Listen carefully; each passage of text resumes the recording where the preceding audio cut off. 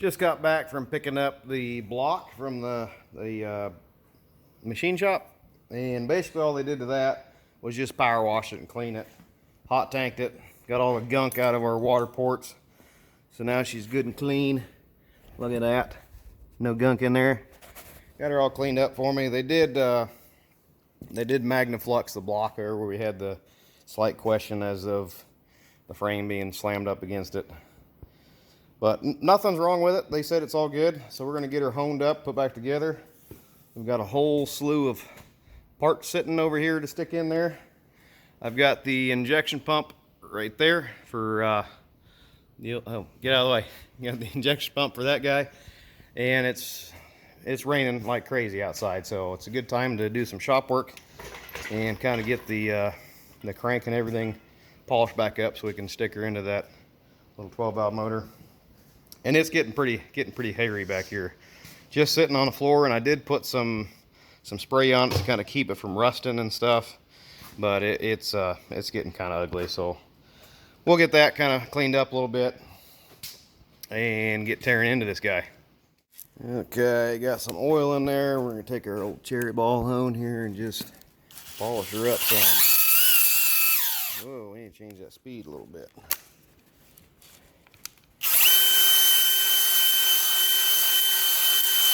Alright, can you guys see the hash in there?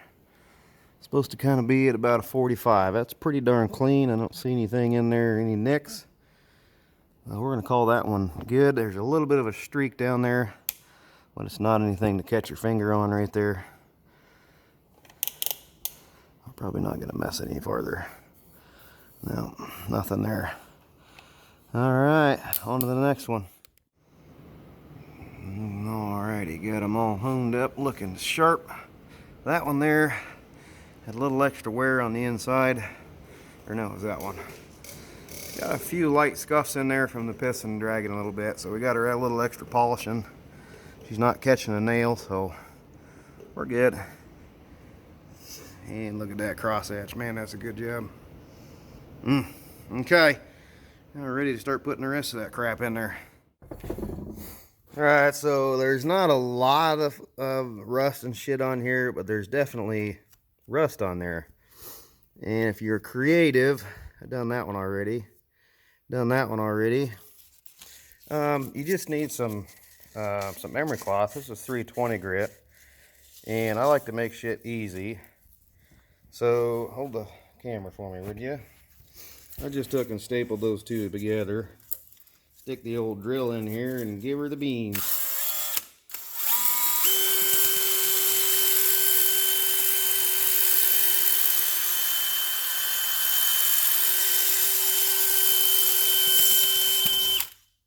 Nothing to it. Just keep the drill straight.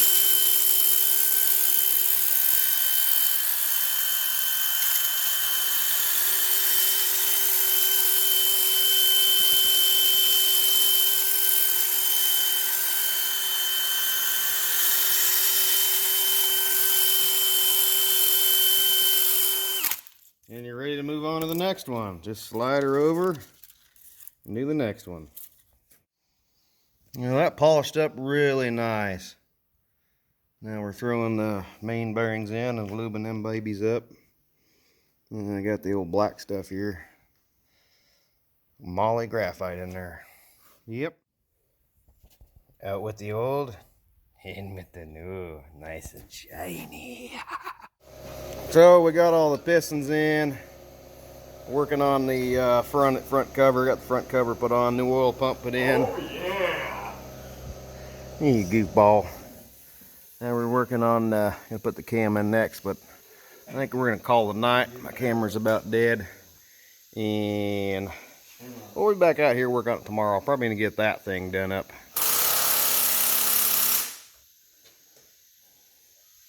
Always gotta be a comedian. Anyway, that's gonna be it for tonight. We'll come back and work on it tomorrow. Get hammered on it. Well, I got some good news and some bad news. The machine shop called me this morning. Said the head for our 12-valve build got a bunch of cracks in it. It's no good. Well, can we weld them up and make them right? I said, yeah, we can, but the problem is it's going to be just as expensive to weld them up and machine it back down as it would to just buy a new head. Okay, well, let's buy a new head. That can take long? Oh, we'll have it together next week. Alright, well, that's not too bad. So in the meantime, we've pretty much come to a decent kind of stopping spot on that. So we're going to go ahead and get this guy back together. I've got the new gasket for my tappet cover here. We're going to get that slapped on there. Got her all painted up nice and red. I don't know why. I'm kind of a red guy, I guess. We're going to get that guy stuck on. Got the injection pump sitting there. Got that slapped on a minute. I'm kind of excited to see how it's going to run. She did a little modifying to it when he's over at the pump shop. And they said, there's nothing wrong with that pump. I said, well, why was it idling? You know, why was it idling like it was? They said, well, your little tongs for the timing pin, one of them had broke off in the past, evidently. I said, yeah, it was about, I don't know, 5, 6, 7 years ago the pin had broke off. And I just went and got a new, you know. Anyway, they said, well, that little plastic tab got down in there behind the rack and it wouldn't let it come idle down. So nothing majorly wrong with it, just needed cleaned out. So they did that, cleaned it up, tuned everything up so she's all plunging the same across the whole pump. They removed a few things, removed the rack plug, so give just a little bit more fuel on a full rack. And yeah, she's all tuned up, ready to go. We're gonna get her slapped in here. Got the pump hanging in there. Now we just got to get to them doggone 2 bolts down in there. And it's a real mother. Like I said before, you got to weasel your extension past up in there. And there just really ain't room. You can't get in it at this angle. Hold the light for me, would you? There's no room to get your socket in up here. You can kind of get to this top one with a wobble socket from up here, but it's a real mother. The one down in behind, you got to fish your extension in like this, clear back up in here, come in behind and alongside the block up there, and she's a real mother. Let me get that in the spot there, and then I'll show you another picture of it. Yeah, she's all stuffed down in there, all the way along the back. It takes two 10-inch extensions to get in there. They hook together right there, if you can see that. Nope, maybe not. Anyway, you gotta fish the first one in and then get it in there a ways, and then you hook the second one onto it to push her on up in there. That's no fun. There it is. I've put a rag in the socket behind the nut to make sure my nut doesn't. Well, everything's basically put back together. Just doing the little bleed at the moment, and we got fuel on 1, 3, and 4, the open ones. If you can hear that little thumping, that's my little electric fuel lift pump down there. Anyway, it's not so dang difficult to prime the fuel filter back up, but anyway, get these snugged up here and we'll give her another spin over and see what she sounds like.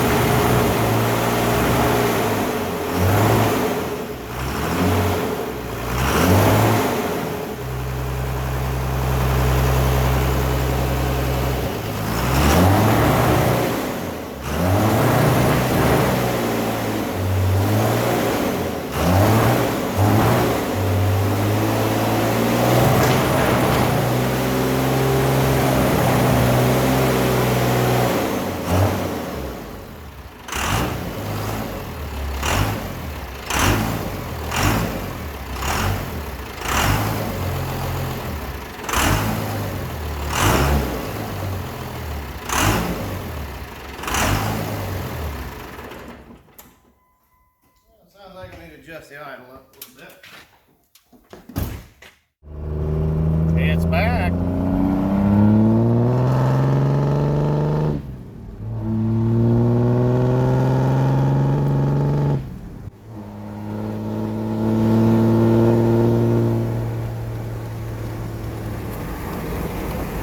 Can't see much in the window. I got too much glare from the sun. But she's breathing hot and heavy. Maybe I turn around and go back the other way, you can see it better. Oh boy, she's got all kinds of snot now. There we go. Now you can kind of see, turn the brightness down a little bit.